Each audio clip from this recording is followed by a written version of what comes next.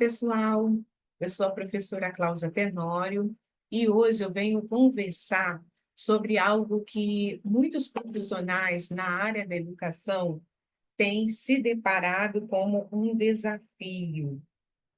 Às vezes, né, tem o preço de ser a primeiro assistente social naquele espaço da educação, ou já é uma escola, né, que tem condições simplórias, né, precárias, mas a gente precisa entender que existe especificações, padrões mínimos para o trabalho do assistente social.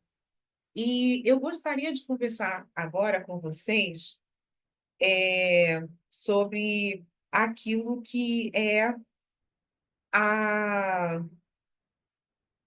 condição, né, na verdade, as condições de trabalho do assistente social. E aí, quando você tem, né, esse conhecimento das condições mínimas de trabalho dado assistente social, você tem a capacidade de, né, se posicionar e até de reivindicar, né, algo que venha a ser benéfico para o seu trabalho. O que está fundamentando a nossa aula hoje? Então, eu quero aqui ressaltar para vocês que, na verdade, existe uma condição, inclusive, né, de fiscalização desta condição, tá? De se o trabalho dos assistentes sociais estão compatíveis. A gente tem aqui na Lei de Regulamentação da Profissão que cabe, né, compete ao Cefes, na qualidade de órgão normativo, fazer o quê? Orientar, disciplinar, normatizar e fiscalizar e defender o exercício da profissão de assistente social em conjunto com os CREs. E cabe aos CREs, né, fazer o quê?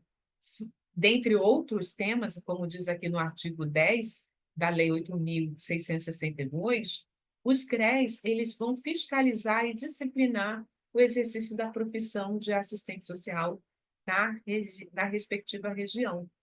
E, dentro daquilo que apregou a resolução do Cefes, as comissões de orientação e fiscalização, eles podem, né, eles fazem visita aos campos, né, de atuação dos assistentes sociais, aos postos de trabalho, para observar, né, o que que eles observam?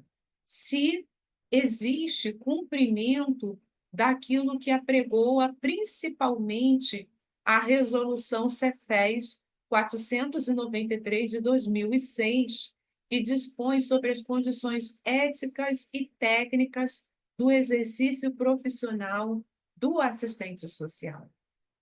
Aqui estão, né, parâmetros mínimos para que os assistentes sociais observem daquilo que é o seu contexto de trabalho, tá?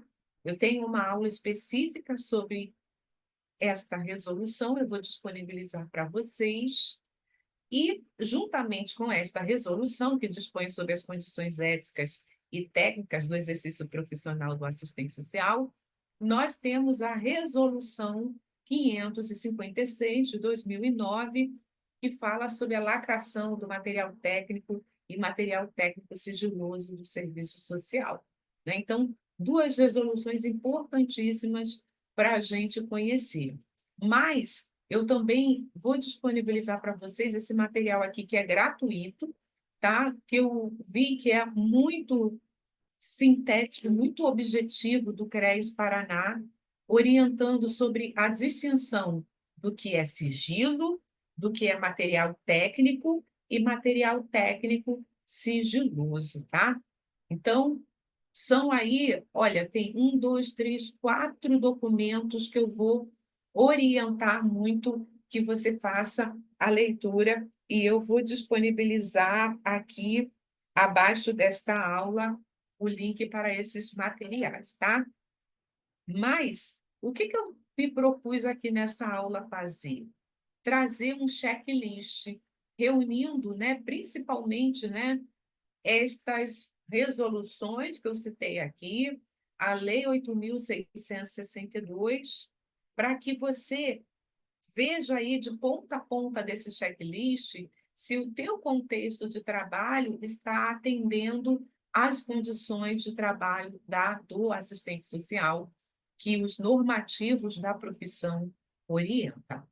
Então, eu dividi aqui em blocos, né? O primeiro são as condições gerais de trabalho. O que são as condições gerais de trabalho? Existe um espaço físico adequado e reservado para atendimento individual e sigiloso, né? Seria uma sala individual, um espaço onde, né, seja vedado assim, né? Não tenha campos abertos. Às vezes tem aquelas salas que são divididas por boxes, né? E a parte de cima não veda nenhum assunto, né? Todo mundo ouve tudo.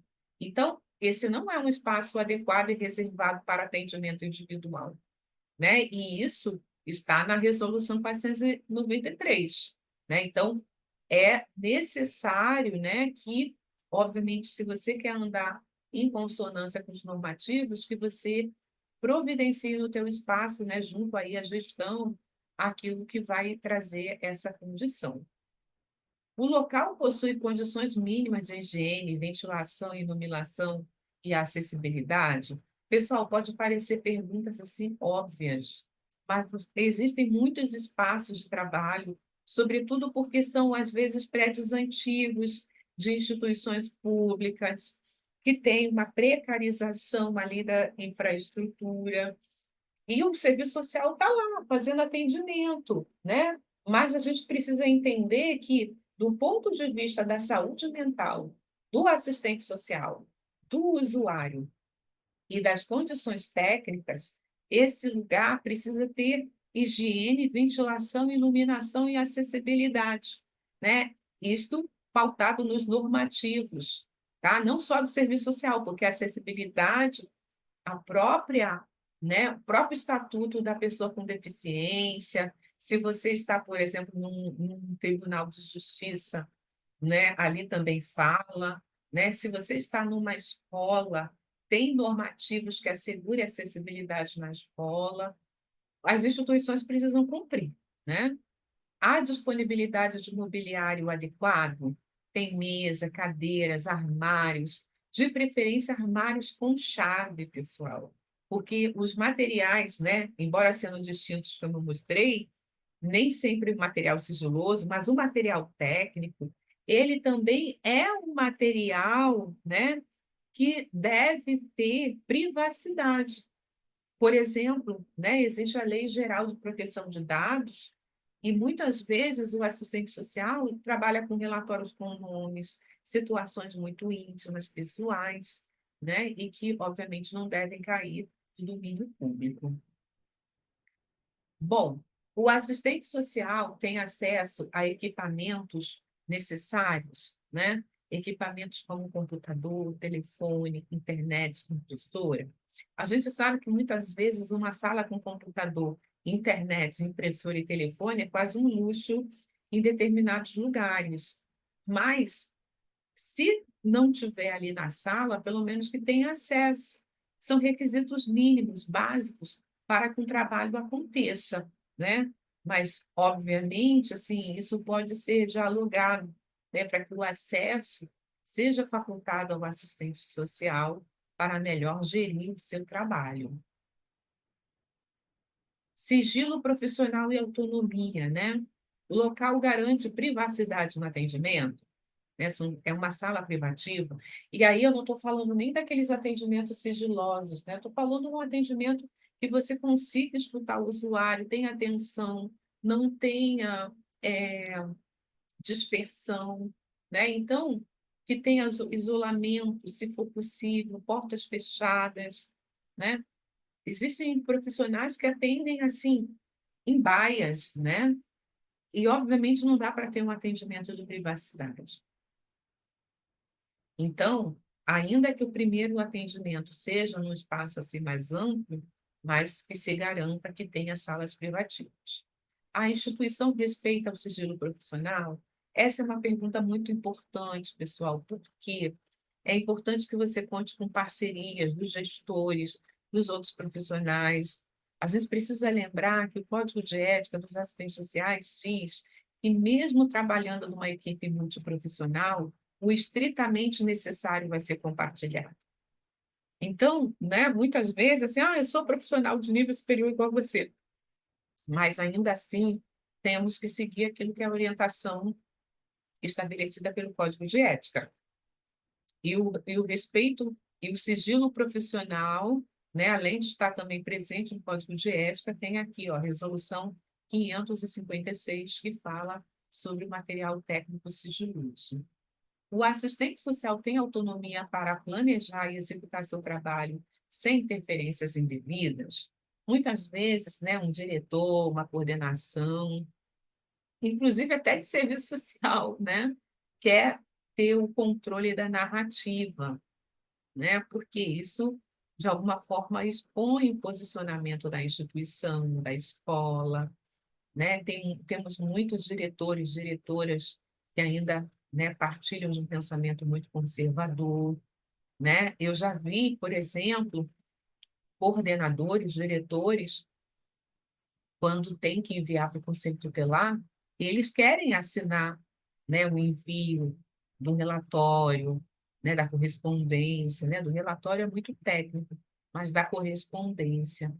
Então, leiam o relatório, fazem observações, né? Eu sei que esse é um assunto delicado, porque somos trabalhadores, estamos sujeitos aos nossos empregadores, mas é importante que a gente estabeleça ali, né, um ponto de posicionamento e diálogo.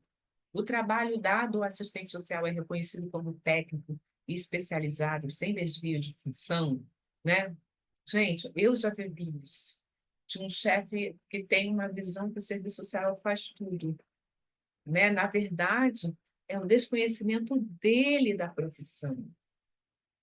Mas a gente precisa entender que o serviço social é o profissional da questão social, do enfrentamento da questão social, garantidor de direitos sociais, seja em qualquer espaço, né? Inclusive na educação. Condições de carga horária e remuneração, né? Nós temos uma jornada de trabalho de 30 horas semanais, que ainda tem muitas resistências em vários espaços, mas é algo que você também pode ter aí atenção. Existe sobrecarga de trabalho devido à insuficiência de profissionais na equipe? Isso é algo que precisa ser ponderado. Recentemente, a Organização Mundial de Saúde reconheceu o burnout como uma das doenças de saúde ocupacional. Então, essa sobrecarga é importante. A respeito aos intervalos de descanso e direitos trabalhistas, né? É aquele assistente social que fica com o telefone de plantão, né? E muitas vezes o telefone toca final de semana, mesmo fora do plantão, né? Porque quando está no plantão, ok, está justificado, mas chama final de semana, fora do plantão, né? Para antecipar alguma coisa. A gente precisa estar atentos. A documentação dos recursos técnicos, o assistente social tem acesso a materiais necessários, como papel, formulários, pastas. Isso é importante, porque isso é, né, dar condição para desenvolver o nosso trabalho. E é importante que os relatórios estejam em pastas, os estudos, né, os prontuários, tudo isso organizado. Há registro adequado dos atendimentos realizados, garantindo a segurança dos dados, né? Isso é importante. A instituição permite a elaboração de relatórios técnicos sem imposições ou censura, né? Isso é para a gente pensar. O trabalho segue normativas e diretrizes técnicas da política pública que está inserido, né? É muito importante, porque muitas vezes, por exemplo, na assistência social, né, está vinculada a uma instituição da sociedade civil, por exemplo, né, que não percebe que está inserida na política de assistência social, ou numa escola que é privada e não percebe que está inserida numa política pública de educação, porque a política pública de educação também são para as escolas privadas. Hein? e aí está sujeita àquela regulamentação. Em termos de estrutura organizacional e suporte profissional, o profissional tem acesso à supervisão técnica, reuniões periódicas para a discussão de caso. Na saúde mental se utiliza muito, mas os assistentes sociais que estão numa escola, né? Porque o que que diz a lei que traz a presença do assistente social e do psicólogo nas escolas? Que vão atuar na rede básica de ensino. O que acontece é que a gente tem visto, assim, assistentes sociais, às vezes, em cada escola de um mesmo município, mas não tem uma supervisão que troca, que interaja, e que faça, né, com que ali os assistentes sociais que estão inseridos nas escolas tenham, no mínimo, uma troca para discussão de casos, né? Assim, a assistente social que está lá na Secretaria de Educação, ainda que ela não seja assim, esta profissional que vai liderar os estudos de casa, mas pode solicitar ao gestor que contrate alguém, né, para auxiliar nas discussões. A equipe multiprofissional respeita a atuação do assistente social, né, psicólogos, nutricionistas, pedagogos. É importante que a gente entenda. A capacitação e oportunidades de formação continuada, né? É importante. Eu vejo assim muitos assistentes sociais que procuram o meu curso para se aprimorar, mas assim eles estão fazendo um trabalho, né, até de auxílio à instituição, porque estão ali, né, se capacitando para aquele trabalho. Existe um fluxo de trabalho bem definido, evitando acúmulo de funções e sobrecarga? Isso, no âmbito da educação, né, muitas vezes deixa a desejar. Mas a gente tem trabalhado muito, principalmente nas mentorias, na construção de fluxos de trabalho, né, para que se defina bem o posicionamento do assistente social, do psicólogo, e a gente precisa entender as condições éticas, né, e o relacionamento institucional. A própria instituição, ela também está sujeita ao nosso código de ética. Ela não pode cobrar de nós alguma coisa que fira o nosso código de ética. O assistente social não pode sofrer assédio moral, pressão indevida ou cerceamento da sua atuação. A instituição possibilita a participação do profissional em fóruns, conselhos e atividades da categoria. O profissional tem liberdade para denunciar irregularidades sem risco de retaliação. Então, aqui, esse é um checklist bem completo, né, para que você pense exatamente, né, se você for visitado por uma comissão de orientação e fiscalização do CRES, como é que você responderia essas questões? Como que você mostraria, né? Então, é importante que a gente tenha aí a devida atenção para que a gente tenha aí condições de trabalho na educação de forma bem estruturada. Vamos dialogando.